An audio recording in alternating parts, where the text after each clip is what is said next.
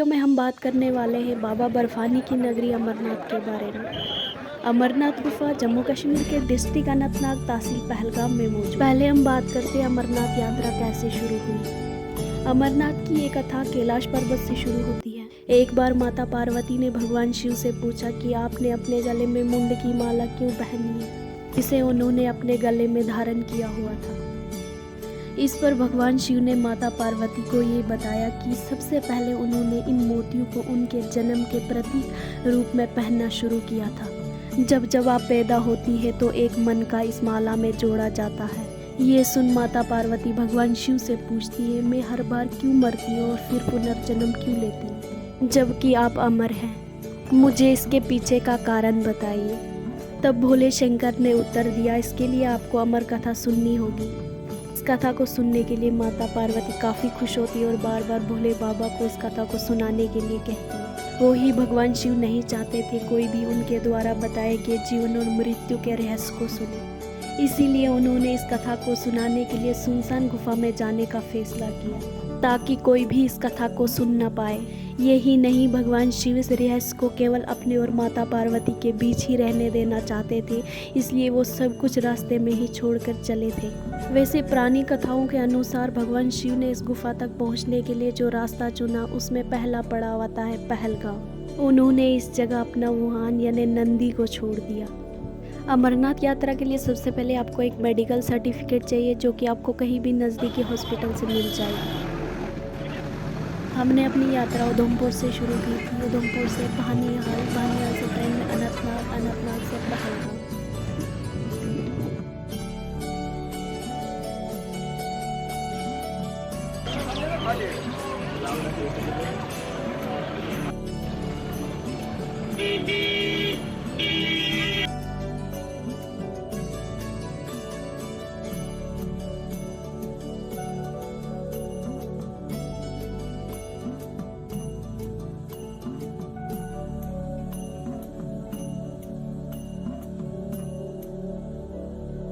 पहलगाम पहुंच के सबसे पहले हमने RFID कार्ड बनवाया, उसके बिना आपको यात्रा नहीं करने दी जाती।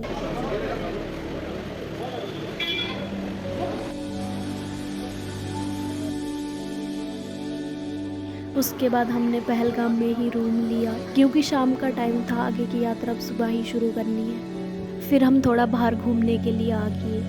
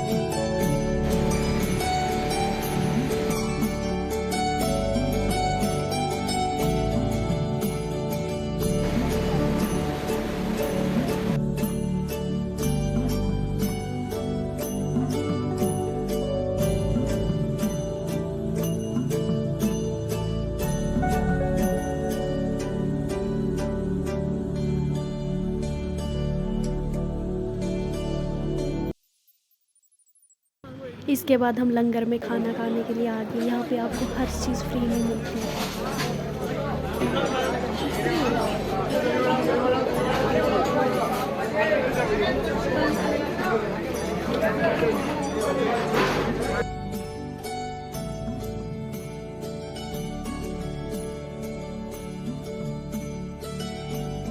इसके बाद हम वापस रूम में आ गए, क्योंकि सुबह हमें 5 बजे चंदनवाड़ी के लिए निकलना है। पहलगाम के बाद चंदनवाड़ी आता है। सुबह 5 बजे हम चंदनवाड़ी के लिए निकल गए। चंदनवाड़ी के लिए गाड़ी में जाते हैं। भगवान शिव ने यहाँ अपने सर से चंद्रमा को उतारा था। फिर चंद्रमा ने भगवान शिव के आने का इंतज़ार किया था, इसलिए इस जगह का नाम चंदनवाड़ी है। चंदनवाड़ी में आपके कार्ड चेक किए जाते हैं, इसके बाद आप कुछ खा के ही निकले, क्योंकि आगे बहुत ज़्यादा चढ़ाई है।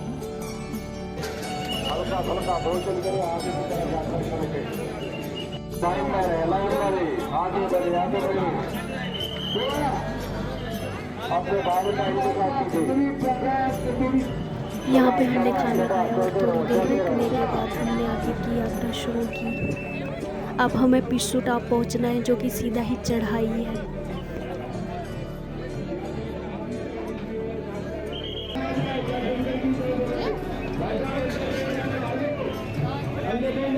कहा जाता है अमरनाथ दर्शन के लिए देवता और पिशाचियों के बीच एक बहुत बड़ी लड़ाई हुई थी और भगवान शिव की सहायता से देवताओं ने राक्षसों को हरा दिया और राक्षसों के मृत शरीर से एक पहाड़ का गठन किया गया और तभी से इस जगह को पिस्सू टॉप के नाम से जाना जाता है। पिस्सू टॉप की खड़ी चढ़ाई है। थोड़ा सा आगे चलते ही हमारी सांसें फूलने लगी, लेकिन बाबा का नाम लेके हम आगे बढ़ते चले। यहाँ घोड़े वाले और पिट्ठू वाले आपको हर जगह मिल जाएंगे। अगर आपको कोई परेशानी आती है तो आप इनकी मदद ले सकते हो। पिस्सू टॉप के बाद रास्ता इतना कठिन नहीं है। जैसे जैसे हम ऊपर बढ़ते जा रहे हैं, हमारी थकान भी बढ़ती जा रही है।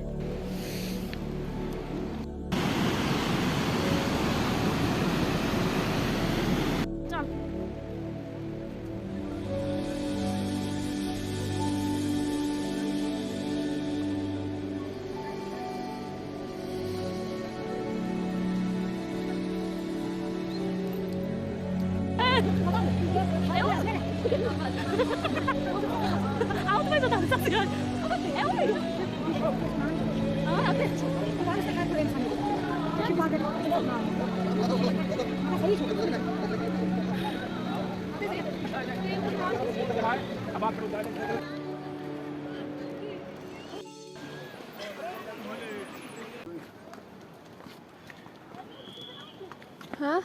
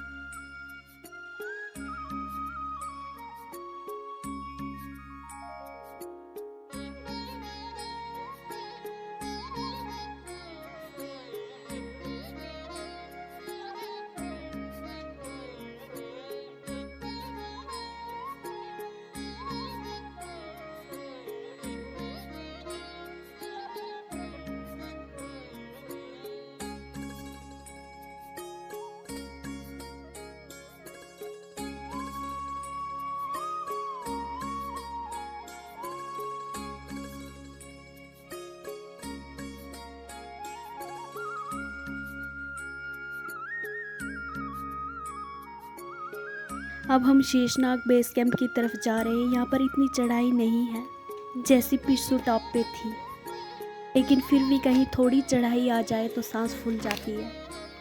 ऐसा हाई अल्टीट्यूड की वजह से हो रहा है। हमें चाहे कितनी भी थकान महसूस हो रही हो, लेकिन यहाँ के नज़ारे सारी थकान मिटा देते हैं। यहाँ बहुत ही खूबसूरत है।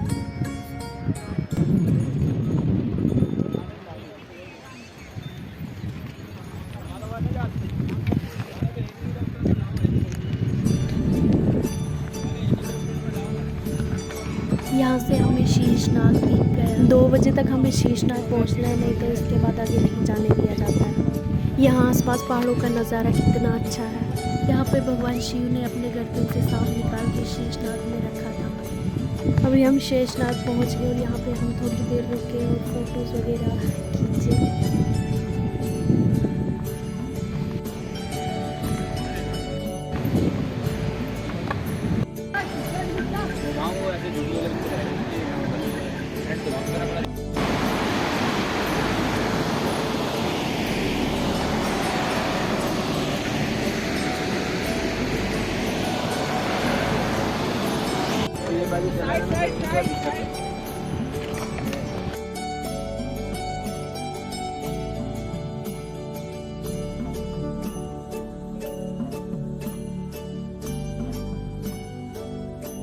यहाँ का व्यू बहुत ही अच्छा है। थकान तो हुई थी लेकिन यहाँ का नज़ारा देख के पूरी थकान खत्म हो गई।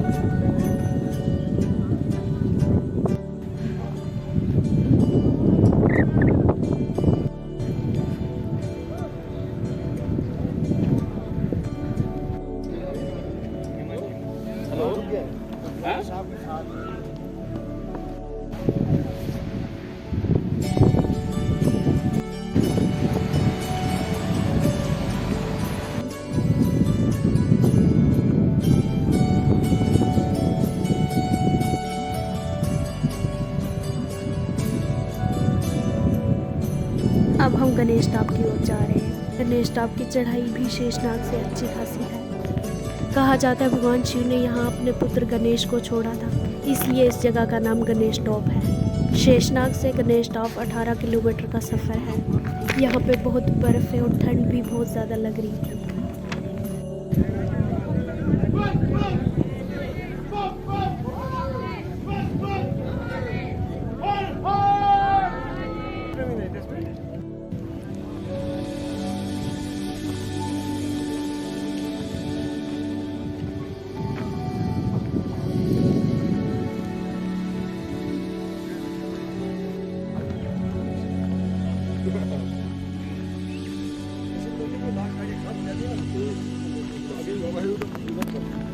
गणेश टॉप से हम निकल गए। अब हम पोषपत्री की तरफ जा रहे हैं और यहाँ पे हमने हल्का फुल्का भोजन किया।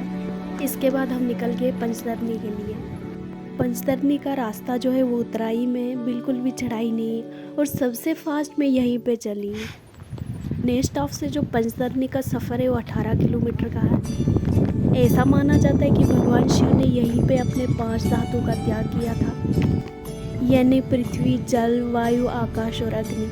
इसलिए इस जगह को पंचतरनी कहा जाता है। रात को हम बेस कैंप पंचतरनी में ही रुके। सुबह 6 बजे हमने अपनी यात्रा पवित्र गुफा की ओर शुरू की। पंचतरनी से पवित्र गुफा का सफ़र 6 किलोमीटर का है। गुफा के पास पहुंच के आपको अपना सामान वगैरह लॉकर में रखना होगा। उसके बाद दर्शन के लिए आप अंदर जा सकते हैं। अमरनाथ गुफा में पहुंच के भगवान शिव ने कालाग्नि की रचना की ताकि कोई भी जीव इनके द्वारा बताई गई कथा को न सुन ले, और कालाग्नि को ये आदेश दिया कि गुफा में आग लगा दे ताकि किसी भी जीव प्राणी के निशान वहाँ न रह पाए। जब भगवान शिव पूरी तरह से तैयार हो गए, गुफा में कोई नहीं है, तब वो माता पार्वती को अमृत की कथा सुनाने लगे।